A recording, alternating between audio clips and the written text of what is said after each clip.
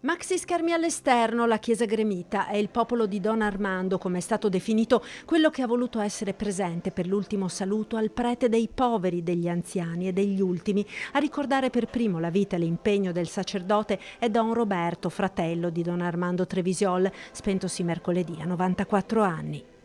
Con lui il Signore è stato molto buono. Gli ha dato una vita bella, ricca, laboriosa, felice e una morte serena e travettanda.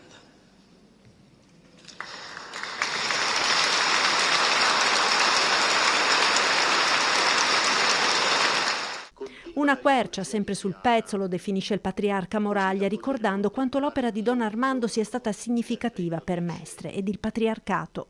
Don Armando, desidero sottolinearlo, ha sempre amato i poveri e li ha amati così come erano, ma ha anche amato il bello e perciò desiderava che la povertà fosse dignitosa e quindi voleva che fosse sempre accompagnata dal bello. E i centri da lui creato dicono anche questo. Un sacerdote amatissimo, come testimoniano i messaggi letti durante la cerimonia, con l'intenzione ribadita più volte di continuare il lavoro di Don Armando nei tanti centri Don Vecchi. Abbiamo imparato che i sogni si possono realizzare, compreso i miracoli. Il miracolo della solidarietà ci è ben chiaro e impresso nel cuore.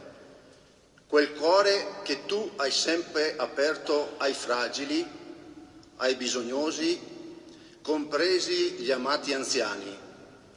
Oggi sono qui per ricambiare l'affetto.